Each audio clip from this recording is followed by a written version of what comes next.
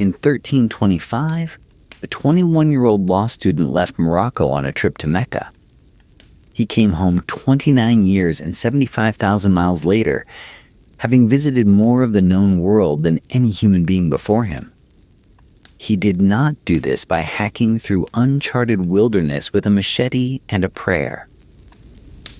He did it using a network of paved roads, free hospices, charitable banks, shared legal systems, and a postal service that could move a letter from Baghdad to Cairo faster than most 14th century Europeans could move themselves to the next village.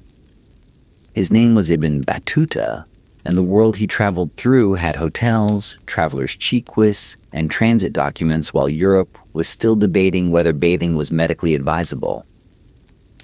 Tonight, we are dismantling everything you thought you knew about medieval travel. Settle in. The Dark Ages were not as dark as you were told. They were just dark in very specific places. Here is what most people picture when they hear the words medieval travel. A muddy track. A rain-soaked forest full of bandits who have never heard of customer service.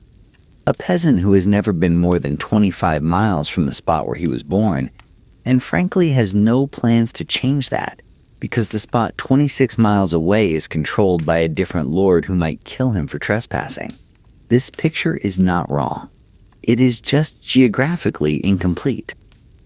At the exact same moment in history that an English villager considered a trip to the next county a life-threatening expedition, a merchant in Cairo could deposit gold with a banker, receive a letter of credit written on paper, ride a well-maintained postal highway to Damascus, sleep in a free hospice funded by a charitable endowment, and arrive in Baghdad with his money, his health, and most of his dignity intact. The road was paved. The financial instruments were more sophisticated than anything Europe would develop for another 4 centuries. The phrase Dark Ages gets used as though someone switched off the lights across the entire planet around the 5th century and did not bother turning them back on until the Renaissance. This is, to put it gently, a staggering act of continental narcissism. The darkness was real, but it was local. It described the collapse of Roman infrastructure in Western Europe. It described roads falling apart, trade networks shrinking, literacy rates plummeting, and the general vibe of a civilization that had misplaced its own plumbing. But somewhere else, the lights were very much on. The Islamic world, stretching from Morocco to Malaysia, from the Volga River to the coast of Mozambique, had built a travel infrastructure so thorough that a person could cross 3 continents using functioning roads, standardized currency, legally enforceable financial instruments, free lodging, clean water, and a shared religious and legal framework that made a stranger in a distant city something other than a target. It had hospitals along its highways. It had road signs. It had a postal system with relay stations every 12 to 20 miles.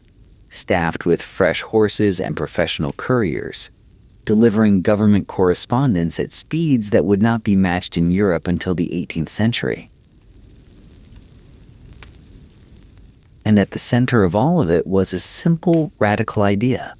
Travel was good, not suspicious, not dangerous, not the behavior of criminals and vagabonds.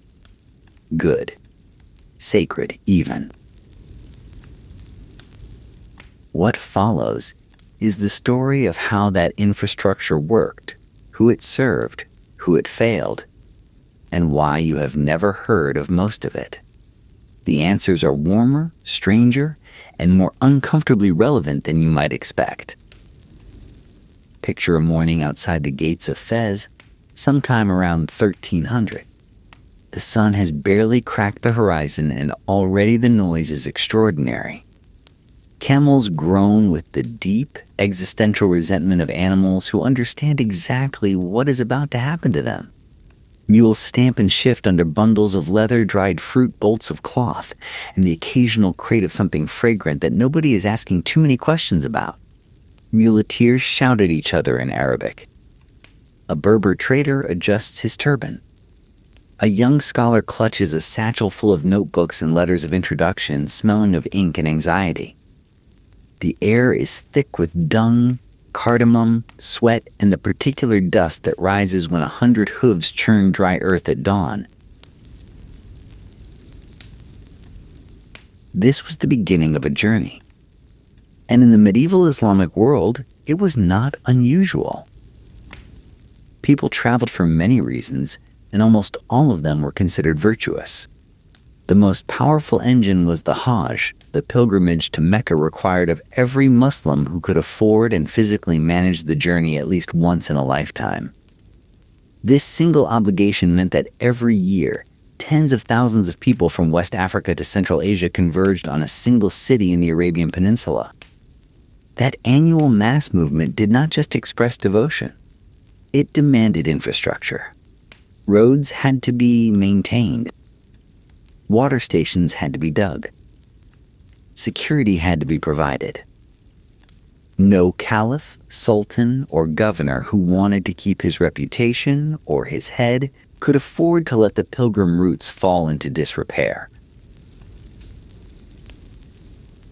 But the Hajj was only the beginning. The Rila tradition, the practice of traveling to seek knowledge, turned movement into intellectual currency. A scholar who had studied only in his hometown was considered incomplete. To authenticate a hadith, a saying of the Prophet, you had to trace its chain of transmission back through human beings, and those human beings lived in different cities, sometimes on different continents. Scholarship required footsteps. A young man from Bukhara might spend a decade traveling to Baghdad, Cairo, and Damascus, studying under dozens of masters, collecting certificates of learning the way a modern student collects credits. Except the campus was the size of a civilization. Trade, too, was blessed. The Quran spoke approvingly of merchants. The Prophet himself had been a trader before his revelation. Commerce was not grubby or low. It was participation in the divine order of exchange. Sufi mystics wandered as a spiritual discipline called sayaha, seeking God in displacement and dependence on strangers. Contrast this with medieval Europe, where a traveler was, by default, suspicious. A person on the road was possibly a vagabond, probably a criminal, and almost certainly carrying plague. Feudal society was built on staying put. Your lord owned your labor. Your parish defined your identity. Movement was disruption. In the Islamic world, movement was the point. And the entire civilization was built, quite literally, to accommodate it. A road is just dirt until someone decides to maintain it. And the medieval Islamic world decided to maintain its roads with the kind of intensity that modern governments reserve for military budgets. The backbone of the system was the Barid, the state postal and intelligence network inherited from the Persians and Byzantines and then dramatically expanded under the Abbasid Caliphate. The Barid maintained relay stations every 12 to 20 miles along major routes, each staffed with fresh horses, couriers, and supplies. Its primary purpose was government communication. A provincial governor's report could travel from the frontier to Baghdad at roughly 100 miles a day, which is a speed that would remain competitive with European postal systems for the better part of a millennium. But the Barid did something else, perhaps unintentionally. It created a skeleton of maintained, patrolled, regularly spaced stops across thousands of miles of territory. A highway system built for letters that travelers could follow. The routes themselves were staggering in scope. The great east-west corridor ran from Fez through Tunis, Cairo, Damascus, Baghdad, and onward through Persia to Samarkand and the edges of China. The north-south routes connected Anatolia through Syria to the Hijaz and onward to Yemen and the Indian Ocean. The Saharan trails linked Sijil Massa in Morocco to Timbuktu and the gold fields of West Africa, a journey of roughly 52 days across terrain that was, to use a technical term, horrifying. The maritime routes of the Indian Ocean connected East Africa, the Arabian Peninsula, India, Southeast Asia, and southern China in a vast trading network that predated European discovery by centuries. Along these routes, the infrastructure was not accidental. It was funded by theology. In Islamic law, building a well, paving a road, or constructing a bridge for public use was considered sadaqah jariyah, ongoing charity that continued to earn spiritual reward for the builder even after death. The waqf system, a form of charitable endowment, allowed wealthy patrons to permanently dedicate property or income to the maintenance of public works. A merchant who endowed a well on the road to Mecca was not just being generous. He was investing in his afterlife. The result was a kind of sacred infrastructure competition. Wealthy individuals, governors, and sultans vied to fund roads, bridges, cisterns, and rest stations the way modern donors compete to put their names on hospital wings. The desert routes were especially remarkable. Crossing the Sahara or the Arabian Desert without water infrastructure was suicide, and everyone knew it. So the routes were lined with cisterns, wells, and underground cannet channels that harvested groundwater and delivered it to the surface at reliable intervals. Stone markers and cairns indicated direction. Experienced guides, who memorized routes by star position, terrain features, and the particular quality of sand underfoot, led caravans through landscapes where a wrong turn meant death by thirst. The roads were dusty, hot, and long. They smelled of camel and sun-baked stone and the faint metallic tang of desert air. But they worked. They connected an area larger than the Roman Empire at its peak, and they did it with a consistency that would not be matched in the West until the age of railroads.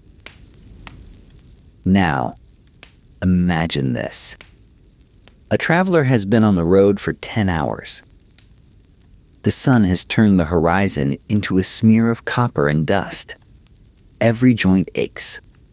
The camel, which began the day merely unpleasant, has escalated to openly hostile. The road is empty, the light is fading, and the particular loneliness of being far from home in a world without electricity is beginning to settle in like a low fever. And then, on the horizon, a shape. Thick stone walls. An arched gateway. A central courtyard where a fountain catches the last light.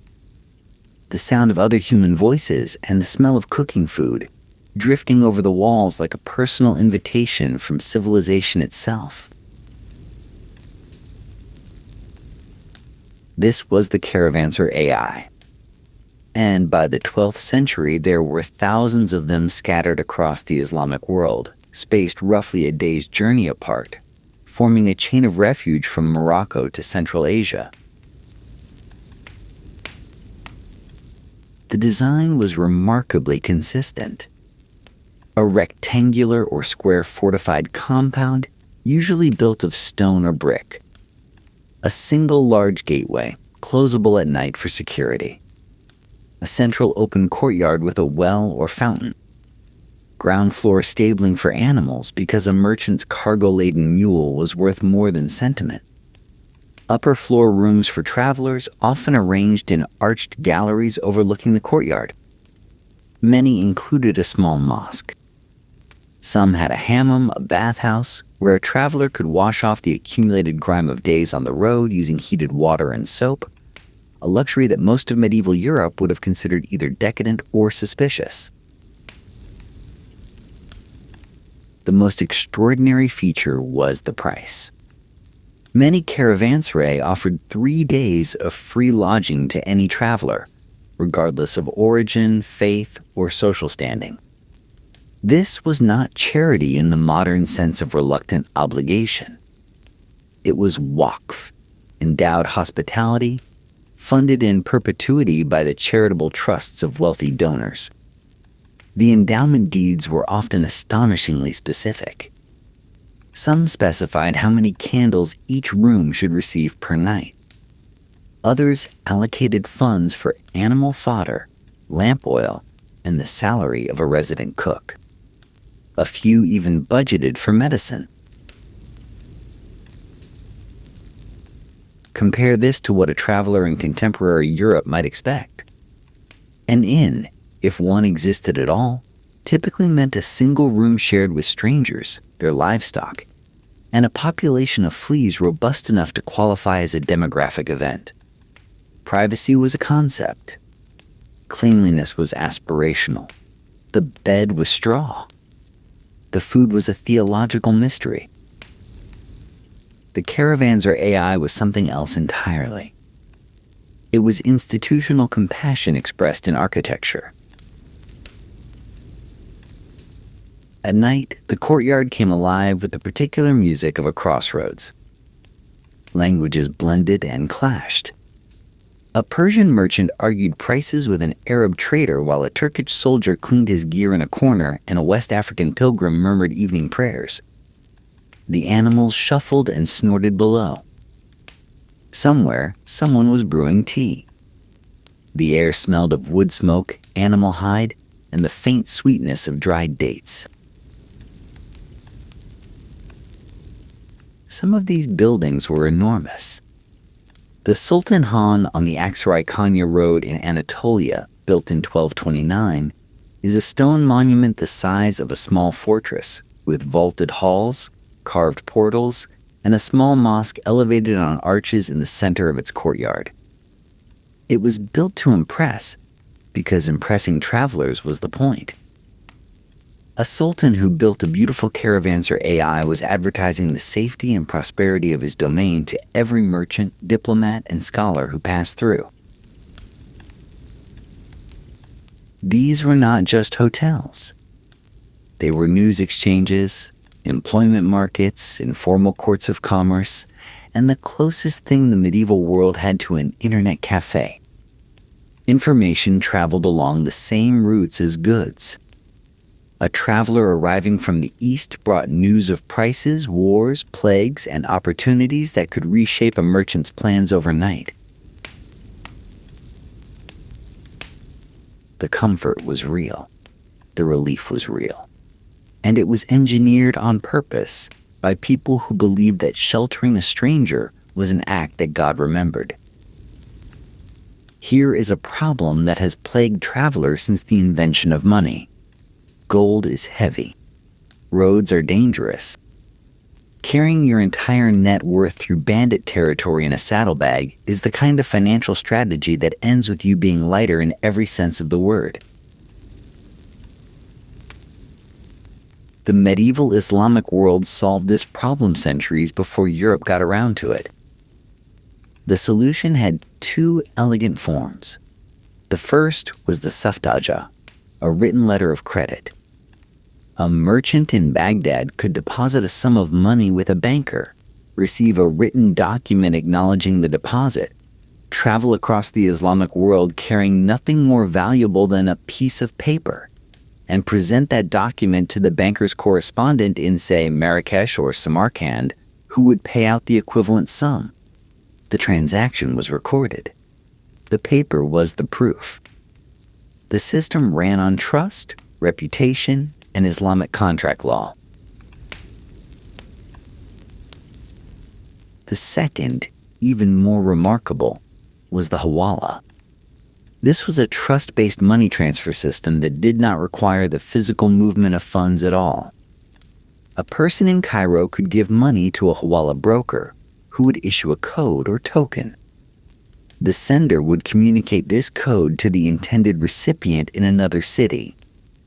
The recipient would present themselves to a local hawala broker in that city, provide the code, and receive the funds. The two brokers would settle the debt between themselves later, often through reciprocal transactions. No gold traveled.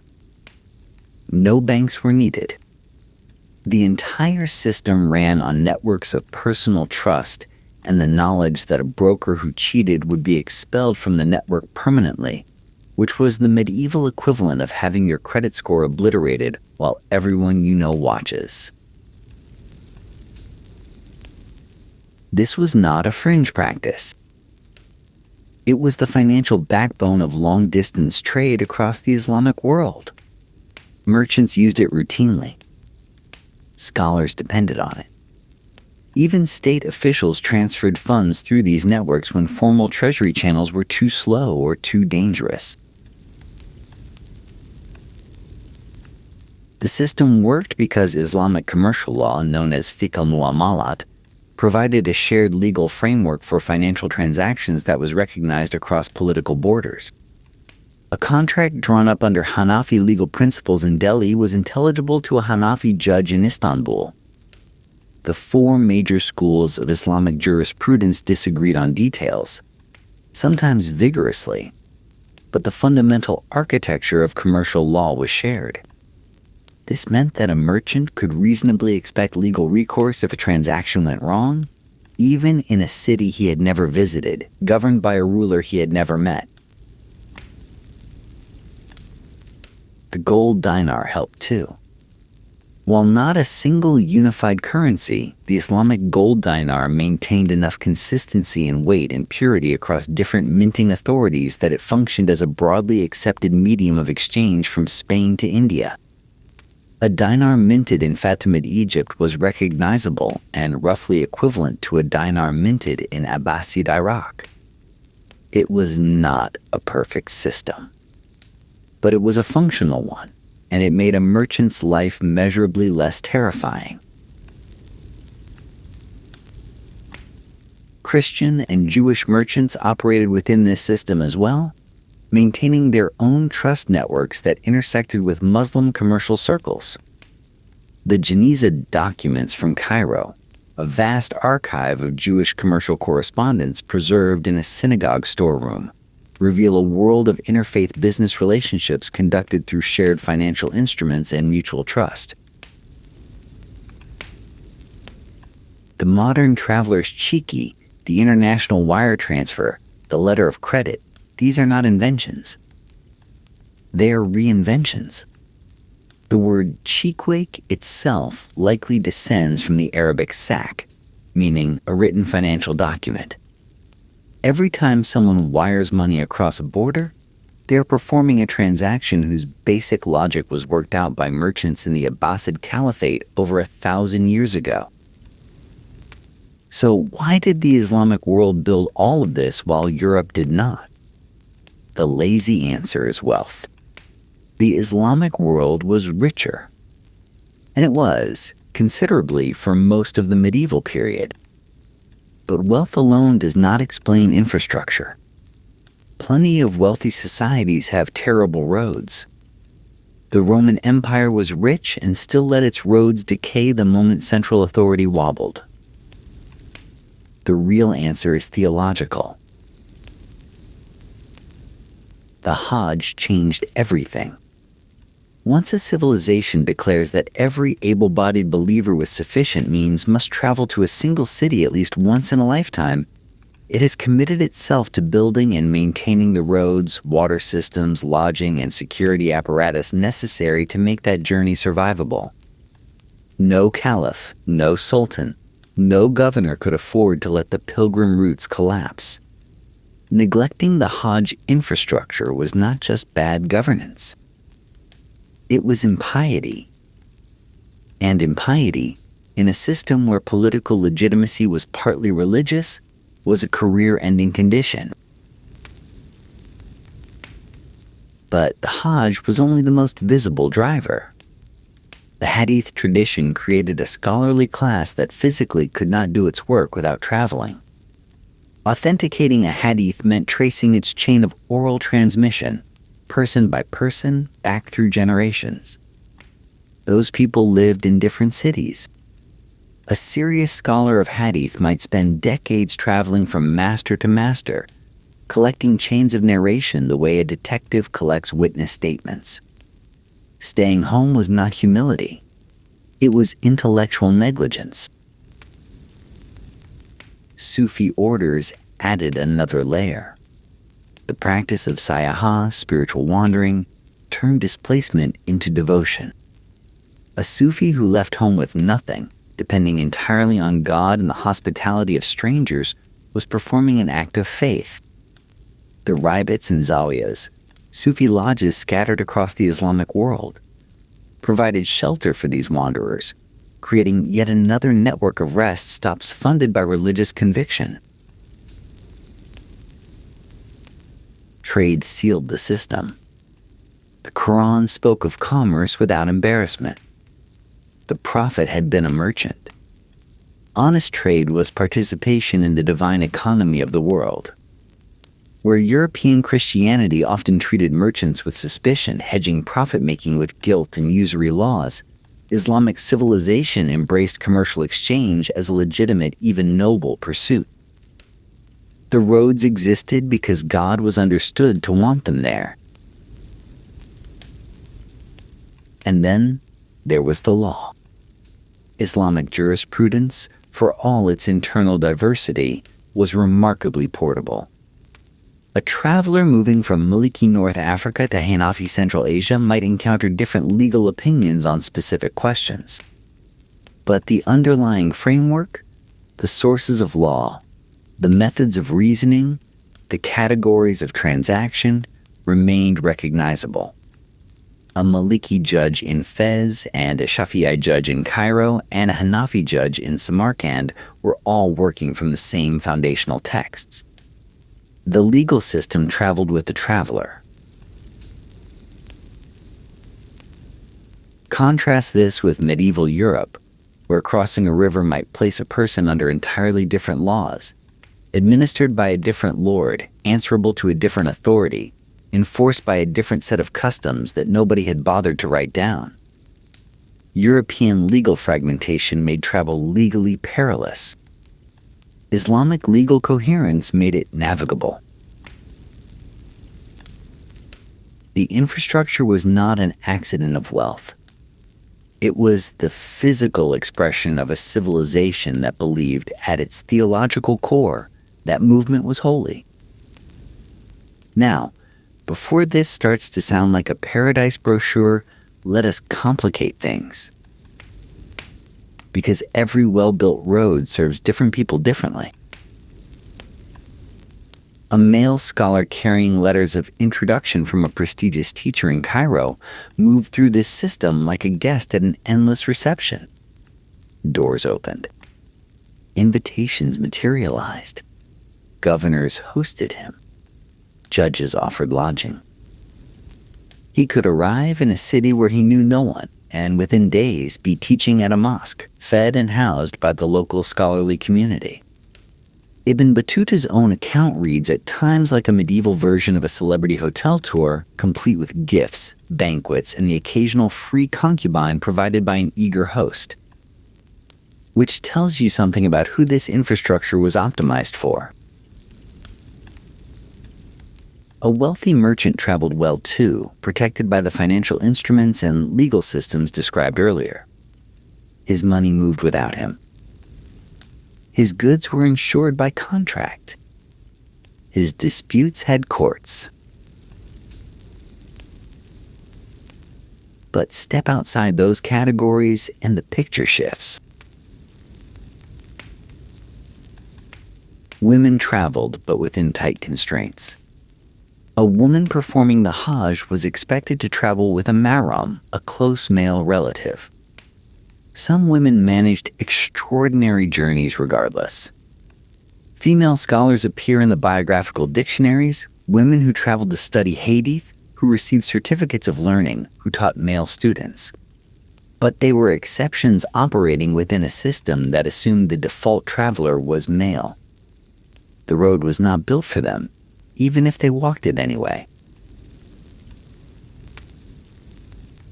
For enslaved people, the infrastructure was something far darker. The same roads, the same caravansarai, The same maritime routes that carried scholars and merchants also carried enslaved men, women, and children. The trans-Saharan slave trade moved captives from sub-Saharan Africa to North African and Middle Eastern markets along the exact routes maintained by charitable endowments. The Indian Ocean slave trade used the same ports. The caravansarai that offered a free room to a traveling scholar also housed the enslaved person being transported as cargo. The infrastructure did not distinguish between a guest and a commodity. It moved both with the same efficiency. Non-Muslims traveled under the Timmy framework, which offered legal protection and a defined, if subordinate, status. Christian and Jewish travelers could use the roads, the caravansarai, the financial networks. They were not, in most periods, targets of systematic violence. But they paid additional taxes, faced restrictions that varied by time and place, and occupied a legal position that was explicitly unequal.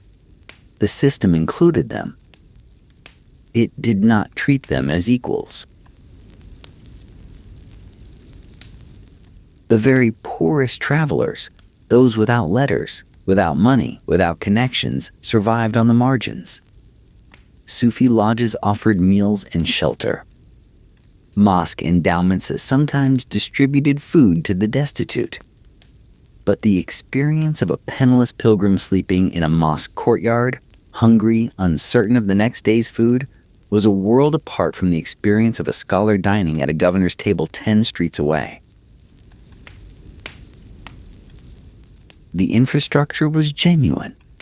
The achievement was real.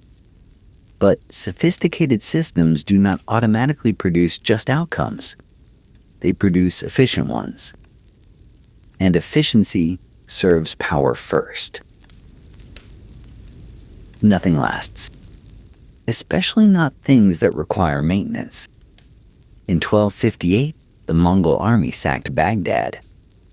The city that had been the intellectual and administrative heart of the Abbasid Caliphate was burned, flooded, and depopulated with a thoroughness that still reads as shocking 7 centuries later.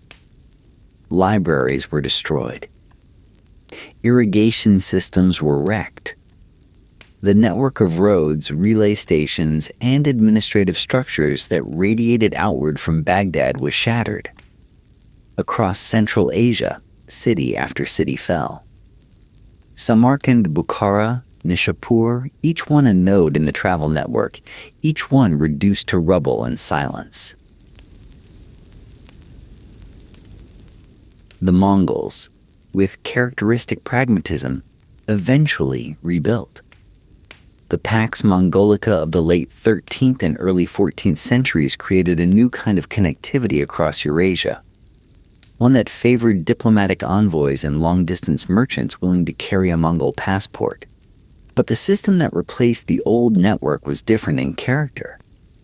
It was imperial, top-down, enforced by military power rather than maintained by charitable endowment. And it did not last either. Then came the plague. The Black Death arrived in the Islamic world in the late 1340s, killing with the same indifference it showed everywhere else. Cities shrank. Trade routes thinned. The human networks that maintained caravansarai, staffed relay stations, and operated hawala brokerages lost people faster than they could replace them. A road without people maintaining it is just a line of dirt slowly returning to the landscape. The western edge of the system collapsed under a different pressure. The Reconquista gradually closed Muslim-controlled territory in Iberia, severing trade links that had connected the Islamic world to the Western Mediterranean. By 1492, Granada fell. The western door shut. But the deepest wound was navigational. In 1498, Vasco da Gama rounded the Cape of Good Hope and reached India by sea. This single route, controlled by European ships and European guns, began the slow strangulation of the overland Silk Road and Indian Ocean networks that had sustained Islamic long-distance trade for centuries. Why pay tolls, taxes, and transfer fees across a dozen political borders when you could load a ship in Lisbon and sail directly to the source? European maritime empires did not just discover new routes. They made the old ones unprofitable. The Ottoman, Safavid, and Mughal empires maintained portions of the old infrastructure. The Ottomans in particular invested heavily in Hajj route maintenance and caravansarai construction. But the unified cultural zone fractured. Political borders hardened. The seamless movement of scholars, merchants, and pilgrims across a shared civilizational space became more difficult, more fragmented, more dependent on specific political relationships. By the time European colonial powers arrived in force, they encountered degraded versions of what had been. Ruined caravansarais, abandoned relay stations, and they assumed, with the confidence of people who had never bothered to ask, that it had always been this way. The forgetting was not passive. It was constructed. The phrase "Dark Ages" calcified into a universal label, applied to the entire medieval world, erasing the memory of a civilization that had been anything but dark. The buildings are mostly ruins now. The relay stations are archaeological sites. The camel caravans have been replaced by container ships and budget airlines. But the infrastructure is not gone. It just changed shape. The word chiqui descends from the Arabic sak. The word tariff comes from tarifa, meaning notification of fees. Magazine derives from makhazin, meaning storehouses, because the first magazines were inventories of goods held in trade depot. The vocabulary of modern commerce is haunted by Arabic. The Hawala system still operates today across South Asia, the Middle East, and parts of East Africa. It moves billions of dollars annually, often faster and cheaper than formal banking channels, which drives Western financial regulators to distraction because it runs on trust rather than paperwork. They keep trying to regulate it. It keeps quietly working. The layout of a modern highway rest stop, a courtyard surrounded by parking, a restaurant, bathrooms, sometimes a small chapel or prayer room, is an echo so precise it almost qualifies as architectural memory. The caravansarai never disappeared. It got a gas pump. The Waqf model, a permanent charitable endowment generating income to fund public services in perpetuity, is the structural ancestor of the modern charitable trust, the endowed university, the nonprofit hospital. When a modern philanthropist creates a foundation that funds public goods from investment returns, they are using a financial instrument that was refined in the Abbasid Caliphate. And the emotional core of the system persists in a way that no amount of historical forgetting can erase. The next time you check into a hotel in a city where you know no one, and you close the door of your room and you feel that particular exhale of relief, the small animal comfort of having a clean space and a locked door in an unfamiliar place, remember this. Someone anticipated that feeling 1,000 years ago.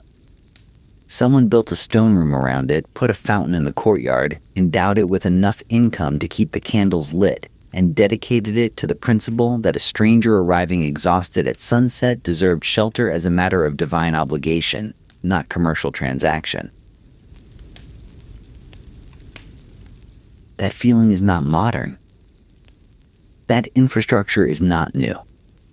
The only thing we invented was the forgetting. Sleep well tonight. Someone, a long time ago, built the first version of the room you are sleeping in. They did it because they believed God was watching. And honestly, the room was probably nicer.